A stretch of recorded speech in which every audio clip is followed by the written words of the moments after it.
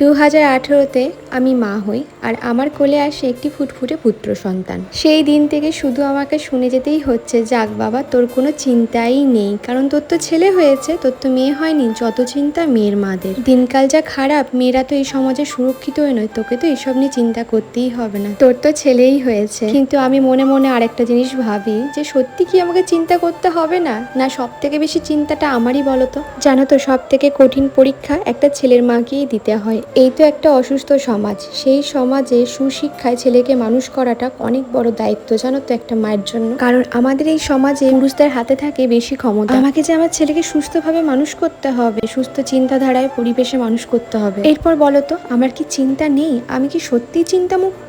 আজকে সকালে না ওই বাসমতি চালের ভাত করেছিলাম, অনেকটা ভাত বেঁচে গেছিলো, তাই ভাবলাম একটু ফ্রাইড রাইস বানিয়ে দিই। আর তার সাথে বানাবো হচ্ছে একটু পরিমাণ চিকেন ছিল, সেটা দিয়ে একটুখানি আর কি চিলি চিকেন বানাবো। আচ্ছা, আমরা যে চালটাতে ভাত খাই মাঝে সাঝে, সেই চালটাতে কিন্তু ফ্রাইড রাইস বানালে একদম কিন্তু বোঝা যায় না। আর আমরা যেহেতু 3টে মানুষ খাবো, তাই এত জাজমেন্টাল কেউ হবে না। আমি জানি এখানে অল্প পরিমাণে কর্নফ্লাওয়ার ছিল, আজকে বাড়িতে প্রায় সবই শেষ হয়ে এসছে, সবই মাসকাবাড়ি বাজারে লিখতে হবে। এখানে পকোড়াগুলো বেশ ক্রিস্পি করে ভেজে নিলাম। আর এমনি ঘরোয়াভাবেই আমি যেহেতু ফ্রাইড রাইস আর চিলি চিকেনটা বানাচ্ছি, তাই চিলি চিকেনটাও ভীষণ ফাঁকিবাজি করেই কিন্তু ছেড়েছি। ওই যে রসুন কুচি, আদা কুচি দিলাম, তারপরে পেঁয়াজ, ক্যাপসিকাম, কাঁচা লঙ্কা দিলাম।